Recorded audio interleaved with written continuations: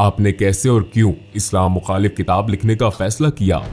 आपकी जिंदगी ईमान के लिहाज से कैसी थी? आपका ईमान किस पर था? आपका सबसे भारी और अफसोसनाक इजहार क्या था जो आपने इस्लाम के लिए इस्तेमाल किया? आपके करीबी लोगों का रद्द अमल क्या था जब आप मुसलमान हुए? मैं सोचता था इस्लाम झूठ है, इस्लाम एक खतरा है।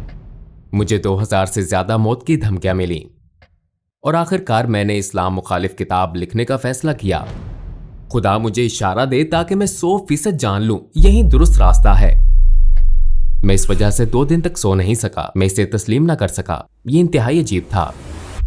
अस्सलाम वालेकुम भाई जोराम एंड क्लेवरन, आपके आने का शुक्रिया और आपको देखकर बहुत खुशी हुई। मैं पहले आपसे ये पूछना चाहता हूँ कि जोरम कौन है? वालेकुम अस्सलाम। मुझे बुलाने का बहुत शुक्रिया। यहाँ आना मेरे लिए बहुत इज्जत की बात है। जोराम वॉन क्लेवरन 23 जनवरी 1979 को एम्स्टरडैम में एक आम से घराने में पैदा हुआ जिसमें बाप, माँ, भाई, छोटी बहन और एक बिल्ली थी। एम्स्टरडैम में मैं एक प्रोटेस्टेंट घराने में पला बढ़ा। हाई स्कूल से फरागत के बाद मैंने कंपैरेटिव रिलीजन पढ़ा। मैं चंद साल एक उस्ताद रहा। हॉलैंड में और ख़ुसूसन मेरी ज़िंदगी में बहुत सी चीज़ें थीं। जब मैं एक अमूमी नज़र डालता हूँ और जब इस्लाम की बात आई तो मैं सियासी तौर पर फ्रीडम पार्टी की तरफ से सरगर्म हो गया।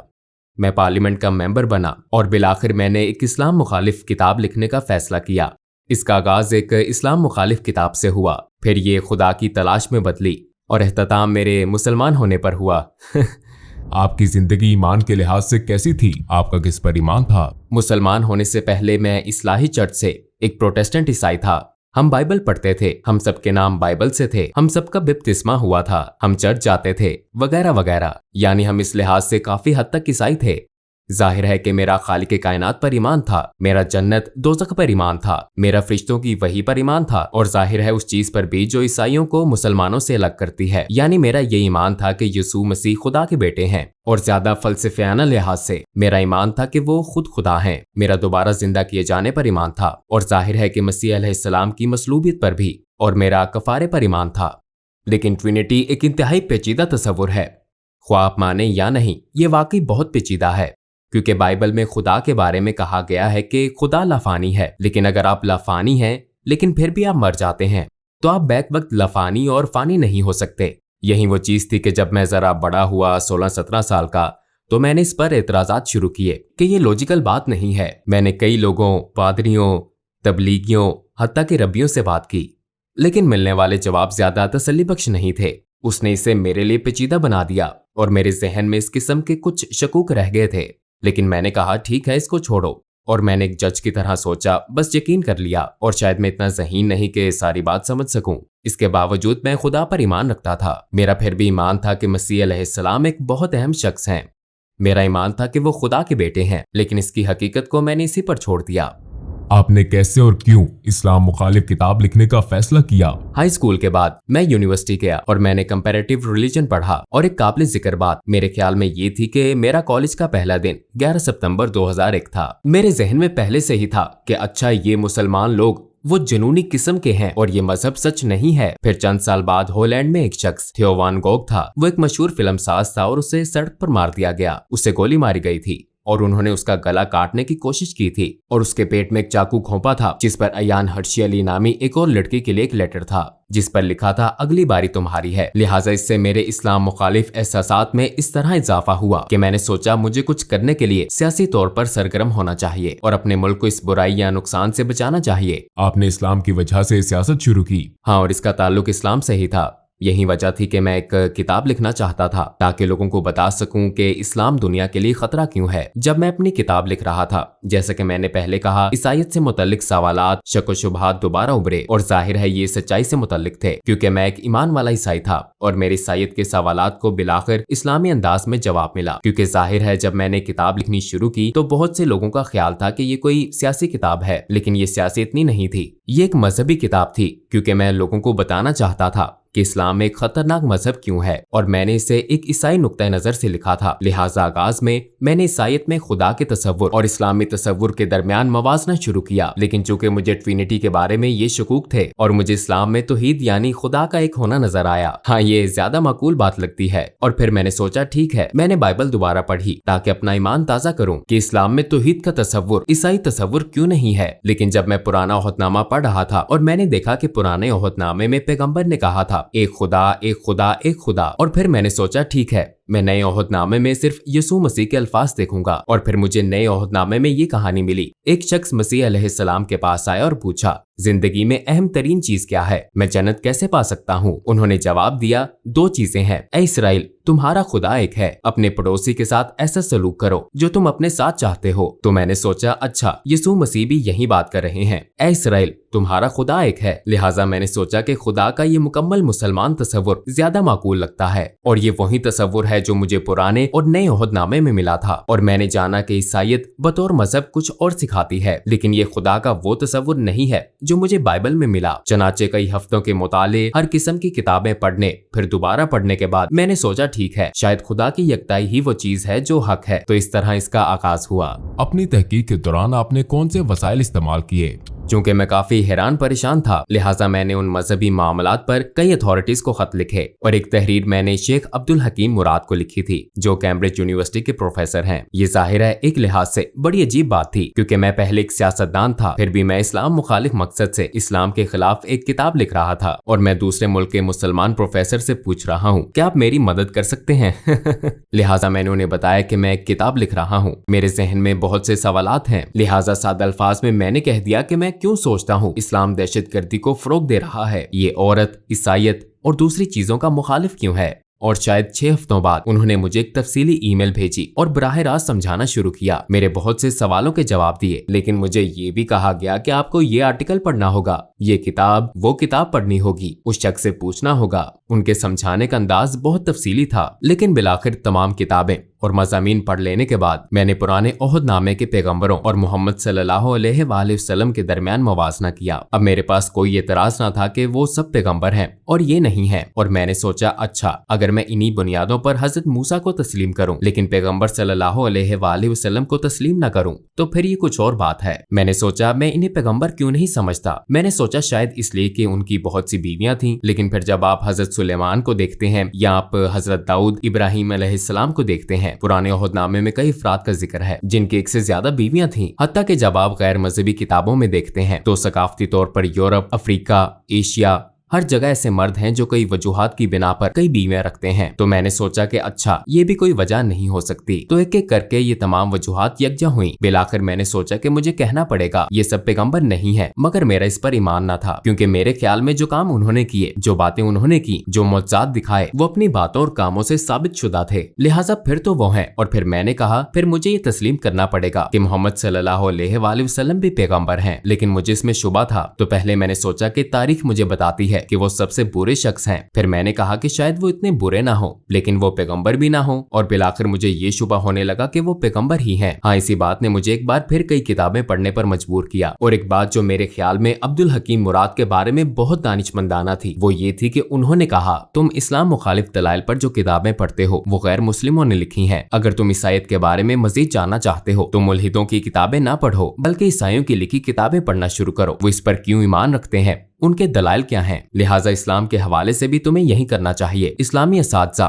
इस्लामी उलमा वगैरह की लिखी हुई किताबें पढ़ना शुरू करो, और फिर एक ही मौजू पर मुसलमान और गैर मुस्लिम मुसन्निफीन की किताबों का मुवाजना करके तुम देख सकते हो कि कहाँ उन्होंने गलत मोड़ लिया, कहाँ अल्फाज का गलत अंदाज में तर्जुमा किया। बास मर्तबा गैर दानिस्ता तौर पर वो नहीं जानते कि कहाँ चीजें शामिल हुई, कहाँ खारिज हुई। लिहाजा बिलाखिर आपको एक नया मजहब तश्कील पाता हुआ नजर आता है सिर्फ इन्हीं तमाम बातों की वजह से। और मैंने यही किया। मैंने पैगंबर सल्लल्लाहु अलैहि वसल्लम की जिंदगी पर भी यही किया। मैंने मार्टिन लिंक्स की किताब पढ़ी, the life of the profit, जो मोहम्मद सल्लल्लाहु अलैहि वसल्लम के इब्तदाई माखज़ पर मबनी थी। और जाहिर है ये एक नौ मुस्लिम ने लिखी थी, और उसके दलाइल देने का अंदाज, उसके बताने का, लिखने का अंदाज मुझे बहुत पसंद आया, क्योंकि ये सकाफती मुमासलत थी। मसलन मैं किसी मखसूस मौजू वगैरह पर कैसे जाऊं, और पहली मर्तबा मैंने उन्हें देखा एक जंगजू के रूप में नहीं, क्योंकि मेरे जहन में उनकी यही तस्वीर थी, बल्कि मैंने उन्हें एक बाप के रूप में देखा, और उन्हें एक दोस्त, एक उस्ताद, और दिगर कई रूप में देखा। और हाँ, तब मैंने उस शख्स को अपने किरदार में देखा और मैंने कहा मैं बहुत कुछ कह सकता हूँ लेकिन ये नहीं कह सकते वो अच्छे इंसान नहीं है। चनाचे उनके किरदार ने मुझे मजीद पढ़ने और मजीद जानने पर उकसाया। अपनी तहकीक के दौरान आपको किस चीज ने सबसे ज्यादा हैरान किया? हिंदा से मुतल्लिक कहानी ने कुछ ऐसा था जैसे कोई स्विच हो, जैसे मुझे बदलना होगा। और इसकी वजह ये थी कि मैंने सोचा हिंदा वो एक दुश्मन अबू सुफियान की बीवी थी और एक तरह से उसने नबी के महबूब चचा हमजा रजी अल्लाह अन्हु को कत्ल करने के लिए रकम दी थी। और मैदान जंग में ऐसा हुआ वो शहीद हो गए, हत्ता कि उन्होंने उनकी लाश के कान नाक काट कर हर जगह घुमाए और लाश की बेहुरमती की। बिलाशुबा पैगम्बर सल्लल्लाहु अलैहि वसल्लम इस वाक़े से बहुत गमगीन थे और फिर कई साल बाद वो ताकतवर हो गए। वो मक्का में बरसरे इक़्तिदार आ गए और फिर वहाँ हिंदा मौजूद थी और मैं ये किताब में पढ़ा था और मैंने सोचा कि अच्छा अब इसे मसलूब किया जाएगा, इसके हाथ काटे जाएंगे या कोई और सजा दी जाएगी। लेकिन उन्होंने कहा अभी मैं इसकी शक्ल नहीं देख सकता, लेकिन सबको माफ कर दिया गया है और अगर तुम यही मुसलमानों के साथ रहना चाहती हो तो ऐसा मुमकिन है और अगर नहीं तो जा सकती हो। लेकिन अब खून रेजी खत्म हो चुकी है और मैंने सोचा कि उसे माफ कर दिया गया। अगर आप अपने रिश्तेदार के कातिल को माफ कर सकते हैं, खसूसन अपने महबूब चचा के कातिल को जिसने लोगों के सामने उनके जिस्मानी अज़ा की नुमाइश की हो आपकी और आपके नजरिए की तहकीर के लिए, तो इसका मतलब है कि आपका किरदार बहुत अजीम है। ये बहुत बड़ी खूबी है, ऐसी खूबी जो बहुत नायाब है और उन्होंने यही किया। तो मैंने सोचा हाँ वाकई वो बहुत खास इंसान थे। और ये जानने के बाद मैंने सोचा मेरे पास उनके पैगंबर होने के दलाइल हैं, उनका किरदार और दीगर लोगों के साथ उनका सलूक मेरे सामने है। मैंने देखा कि उन्होंने अपने दुश्मनों के साथ कैसा सलूक किया। मेरे ख्याल में वो पैगंबर हैं। लेकिन फिर मैंने सोचा ओ ये तो बहुत खौफनाक बात है क्योंकि मैं पहले से ही खुदा की वहदानियत को मानता हूँ और अब मैं मान रहा हूँ कि वो नबी हैं। अगर मैं आपको कहूँ कि खुदा एक ही है और मोहम्मद सल्लल्लाहु अलैहि वसल्लम उसके नबी हैं, ये तो तकरीबन शहादत हो गई। फिर मैंने सोचा चलो किताबें बंद करता हूँ, इसे रोकता हूँ, ये सब गलत सिमत में जा रहा है। और यकीनन मैंने जो पढ़ा या देखा और जो कुछ तजर्बा किया उसके बायस मैं अब पहले जैसा इस्लाम मुखालिफ नहीं रहा था। मैं आपको बताऊं कि ये सब एक तसव्वुराती कहानी की तरह लगता है लेकिन आखिर में वाकई ऐसा हुआ। मेज पर ये सारी किताबें पढ़ी थी और जब मुझे एहसास हुआ कि हाँ ये एक तरह से शहादत है तो मैंने कहा अच्छा मैं सारी किताबें रख देता हूँ। और मैंने किताबें ऊंची शेल्फ पर रख दी, लेकिन किताबें इतनी ज्यादा थी कि बहुत सी शेल्फ से नीचे गिर गईं और शेल्फ से गिरने वाली किताबों में कुरान भी था। और जब मैंने इसे उठाया तो मेरा हाथ सूरा 22 आयत 46 पर था जहाँ लिखा था आंखें अंधी नहीं होती बल्कि दिल अंधे हो जाते हैं। और मैंने सोचा मेरा वाकई यही मसला है क्योंकि आंखें अंधी नहीं थी, मैं अपने हाथ से लिखा वाकई देख सकता था। किसी ने मुझे ये किताब लिखने पर मजबूर नहीं किया था, किसी ने नहीं कहा था कि तुम्हें ये लिखना है या वो लिखना है। मैंने खुद ही लिखना शुरू किया था और मैं इसे अपनी आंखों से देख सकता था। लेकिन मैं अब भी ये हकीकत तस्लीम ना कर सका जो मैंने कहा था कि वो पैगंबर हैं, खुदा एक है, मैं तस्लीम नहीं कर सका। तो मेरी आंखें नहीं बल्कि मेरा दिल अंधा था। मैं ये हकीकत तस्लीम ना कर सका, शायद अपने नफ्स या अना की वजह से इसे कबूल ना कर सका। और मैंने कहा ऐ खुदा मुझे परवाह नहीं कि ये बाइबल का खुदा है या कुरान का, मुझे इशारा दे ताकि 100% दुरुस्त रास्ता जान लूं। फिर मैं सोने चला गया, लेकिन जब जागा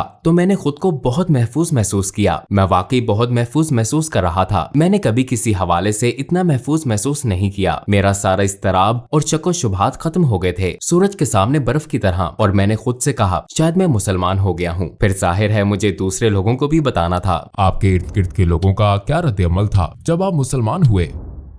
अस्सलामुअलैकुम भाइयों और बहनों, हमने देखा है कि हमारे 80% नाजरीन बाशुमूल इस वीडियो के ने हमारे चैनल को सब्सक्राइब नहीं किया है। जैसा कि आप जानते हैं हम एक गैर मुनाफा बख्श तंजीम है और हमने अपनी वीडियोस पर एड्स बंद रखी हैं। लिहाजा हम सिर्फ इसलिए कह रहे हैं ताकि सच्चाई को फैलाया जाए। ये एक छोटा सा अमल लग सकता है लेकिन इंशाअल्लाह ये बहुत से लोगों के लिए रहनुमाई का जरिया होगा। आइए अब सब्सक्राइब बटन पर क्लिक करें और एक साथ चलें अब्दियत की तरफ। आपके इर्द गिर्द के लोगों का क्या रद्द-ए-अमल था जब आप मुसलमान हुए? अक्सर का रद्द-ए-अमल मनफी था। यकीनन बहुत से लोगों के लिए, खसूसन कुछ अंकल और आंटियों के लिए एक सदमा था। उन्हें खबरों से इसका पता चला और जब अपनी माँ को बताया तो वो रोने लगी। और मेरी बीवी काफी खुले जहन की थी। हाँ वो इस बारे में बहुत मुस्बत थी। उसने कहा अच्छा अगर इस्लाम ही आपका हकीकी ईमान है और ये आपके दिल में है, मैं कौन हूँ? और मेरी पिछली मुलाजमत के कुछ साथी काफी जारहाना थे। मुझे 2000 से ज्यादा मौत की धमकियां मिली मुझे सपोर्ट करने वालों की तरफ से जिन्होंने मुझे वोट दिया था। लोगों ने इंतहाई नफरत अंगेज बातें की। हम तुम्हारी बीवी का रेप कर देंगे, तुम्हें गोलियां मार देंगे, हमें तुम्हारे बच्चों का स्कूल मालूम है, वगैरह वगैरह। इनमें से ज्यादातर यकीनन अहमक हैं क्योंकि वो कंप्यूटर पर फजूल लिखने वाले पागल लोग हैं। तो वो काफी मुश्किल वक्त था और मुझे अपने काम पर भी जाना था। और ये एक ईसाई तंजीम थी। उसके लीडर ने कहा ये नाकाबिले यकीन है और उसने कहा हाँ मैंने तब्दीली तब्दीली महसूस की थी जब तुम रेडियो पर मखसूस मौज़ूआत पर बोलते थे तो कुछ ज्यादा ही नरम मिजाज होते थे,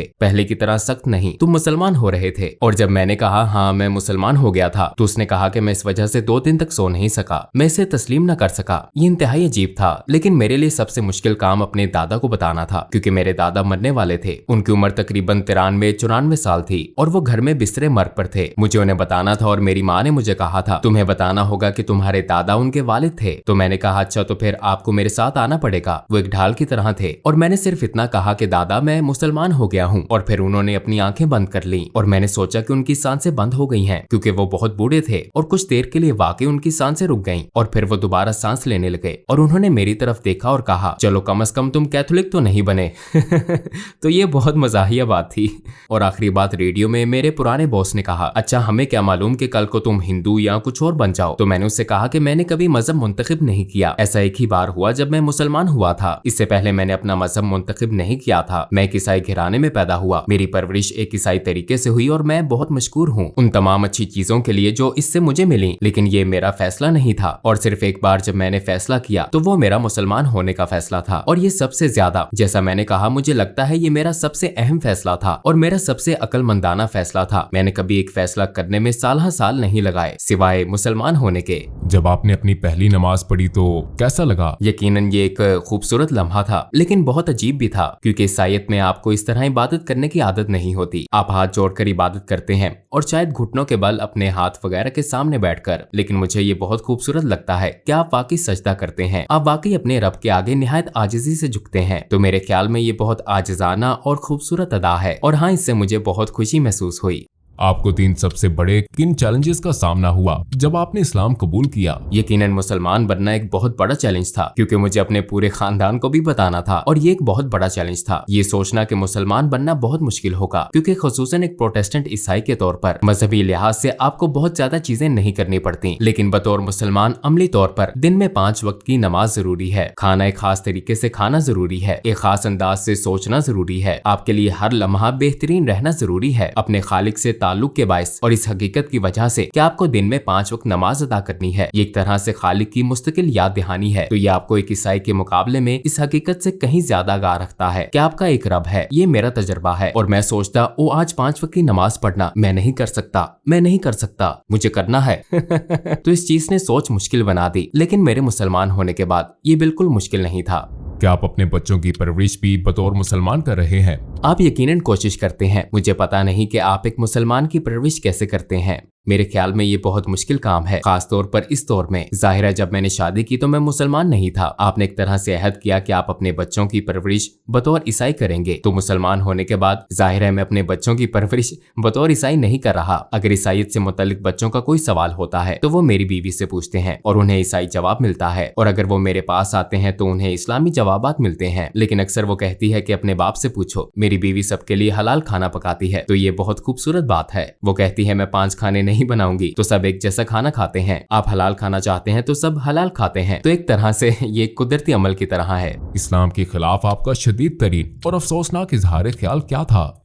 मेरे ख्याल में इस्लाम एक झूठ है, क्योंकि ये बात मैं अक्सर कहता था इस्लाम झूठ है और कुरान जहर है। लेकिन जब मैं कहता था कि इस्लाम एक झूठ है तो इससे मेरी मुराद थी कि सारा मजहब और उससे मुंसलिक हर चीज। तो ये एक तरह से जहालत का आला तरीन दर्जा था।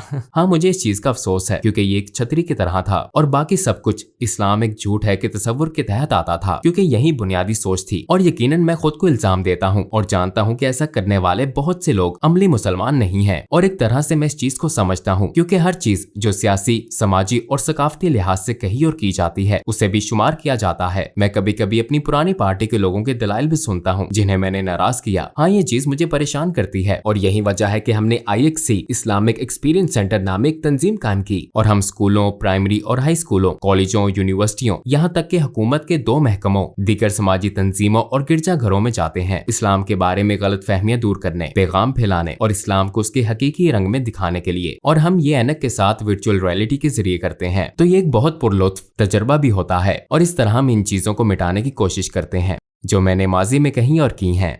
लोगों को इस्लाम के बारे में कैसे तहकीक करनी चाहिए? क्या आप सिर्फ गूगल सर्च का मशवरा देते हैं? नहीं, मैं यकीनन गूगल का मशवरा नहीं दूंगा। मैं कभी इसका मशवरा नहीं दूंगा। मैं कहूंगा कि कंप्यूटर बंद कर दो। नहीं, मेरे ख्याल में ये बहुत जरूरी है कि लोग किताबें पढ़ें, असली सफात वाली किताबें। मैं मशवरा दूंगा मार्टिन लिंक्स की किताब Muhammad his life based on the earliest sources पढ़ें। जिस किताब की मैंने पहले बात की थी, ये एक सब्ज किताब है और मैं समझता हूँ कि लोगों के लिए ये बहुत जरूरी है कि कुरान का खुद से गहरा मुतालिया ना करें, क्योंकि ये एक बहुत ही पेचीदा किताब है। और अगर आपके पास ऐसा कोई नहीं जो आपको सिखा सके, खास तौर पर ज्यादातर लोग जो इस्लाम के बारे में कुछ नहीं जानते, रवानी से अरबी या क्लासिकी अरबी बोलने वाले नहीं होते, तो आप कुरान की तफसीर या तर्जुमा पढ़ते हैं और जाहिर है ज्यादातर ये मुसद्दिका नहीं होता। इसलिए मैं लोगों को सिर्फ सीरत का मुतालिया करने का मशवरा दूंगा। नबी के किरदार और जिंदगी का मुतालिया करें, क्योंकि रवायत भी हमें यही सिखाती है। उनकी जिंदगी कुरान थी, वो एक तरह से जिंदा कुरान थे। उनकी सुन्नत का मुतालिया करें और मेरे ख्याल में ये इस्लाम को दरियाफ्त करने का बेहतरीन तरीका है।